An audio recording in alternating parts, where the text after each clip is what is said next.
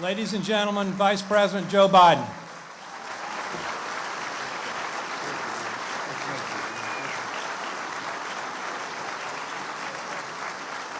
John, thank you very much. Please sit down. I'll think the president walked in the room. My name is Joe Biden, and I've been working for Joe Riley for a hell of a long time without even knowing it,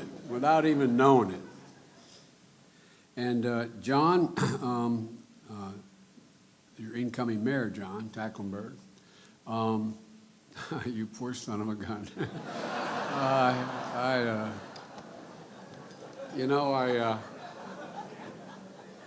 I don't know that I'd do this.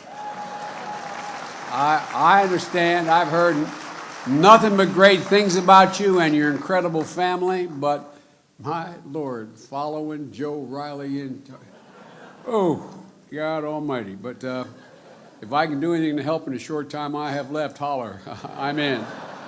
Because if you call me quickly, I'll just keep thinking it's Joe, and I just do whatever the hell he's told me.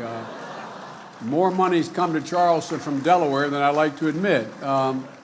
Ralph Waldo Emerson had an expression. He said, an institution is the lengthened shadow of a man. An institution is the lengthened shadow of a man. Charleston, one of the most historic cities in the United States of America. Charleston, 2015, is the lengthened shadow of Joe Riley. Joe has been my friend from the first day we met. And he had only been mayor, if I'm not mistaken, a couple months. I don't like Joe just because he's a fellow Irish Catholic. That's not the only reason I like Joe, even though Fritz says there may be the only one down here, Joe, besides you. But I was introduced to Joe not long after he became mayor by one of my best friends in public life, and a guy who was there for me in another tough time in my life back in '72, our mutual friend, Fritz Hollings. And I want, if you want to understand, in my view, and you all do understand, but for those who may hear this, you want to understand Joe Riley, you only have to understand the meaning of a single word: character. Character. And as the old expression goes, it is true, my mother would repeat time and time and time again to me and my siblings. Say, Joey, character is destiny. Character is destiny. Mr. Mayor, you are given great credit, deserved credit, for guiding this historic city into the 21st century with a keen eye of a designer and a conscience and ethical standards of a saint and the heart of a lion, old buddy. And Joe, Charleston is a world-class city, one of the top tourist destinations in America. But Joe, I think it's your conscience and your ethical standards and your heart that has really made Charleston a destination where so many people want to live, where so many people stay. In my view, as an outsider, and I've been here many, many, many times, what's made Charleston one of the best places to live in the entire United States of America is, Joe, your unrelenting insistence on social justice and racial equality, economic fairness.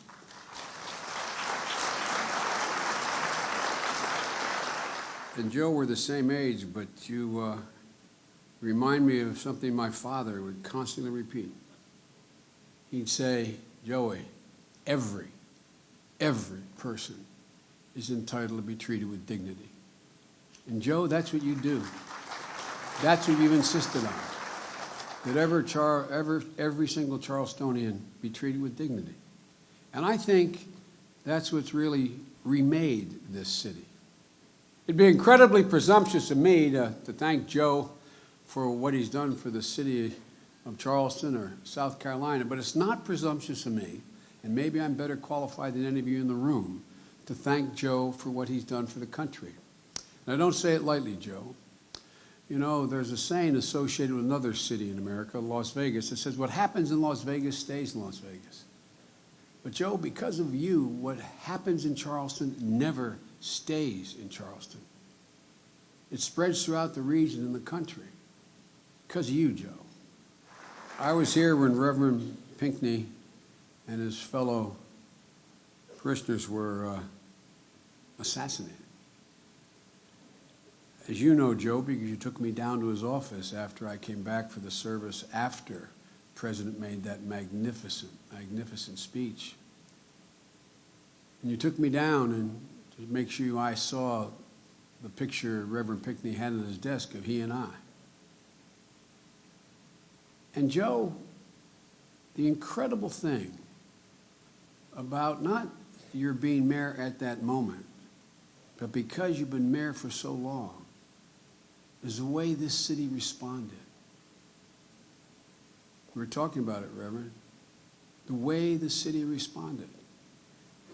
Others from around the country, angry, legitimately, upset, with a stereotypical notion that if this was a southern city, it must be fueled by pure racism, the city as a whole. And if I'm not mistaken, folks from Ferguson and other parts came. And you met them, Reverend, and said, we're okay. We can take care of ourselves. And because of all that all of you have done for so long, you became, and this is not hyperbole, you became a model for how a city responds to crisis. I witnessed how in September 1989, you led from the front after Hurricane Hugo slammed into the South Carolina coast. The worst storm in 130 years, 135-mile-an-hour winds, flooded houses, 17-foot tidal surge swept through the city, knocking what remained of people's homes from their foundations. Hugo caused $2 billion of damage, not in the state, but in Charleston County. $2 billion. But you led Charleston courageously in a businesslike manner, straightforward, just pushing ahead. Or as my buddy Fritz would say, and he quoted, I remember his comment, he said, getting those bureaucratic jackasses out of the way. No, that's what he said. That's what he said. And you dragged everybody to their feet, Joe. You just kept at it. It had an impact. And next month, Joe, for the first time in 4 decades, you won't be behind the desk in City Hall. We all know you're not going to stop serving. You'll be back at your alma mater, teaching young cadets at the Citadel, maybe inspiring several of them to decide they want to be mayor. Joe, because of your character, your unrelenting efforts, justice is rising up. There is more hope in this city and cities all across America. You continue to make history here. So, Joe, I'm sorry I have to leave because I have a meeting with a foreign head of state tomorrow and for a breakfast. But, Joe, I want to say on behalf of everybody outside of Charleston, outside of South Carolina, who don't even know you, thank you. Thank you for making it clear that one man with character, one woman with character, can actually make a material difference over time in the legacy of a city, a state, a country. Joe?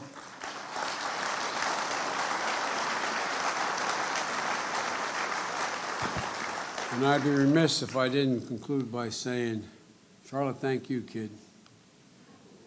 As I told you when we said hi tonight, as we Catholics say, no purgatory for you, dear, straight to heaven. Straight to heaven. Thank you all so very much for letting me be here. God bless you all, and may God protect our troops. Thank you very much. Thank you. Thank you.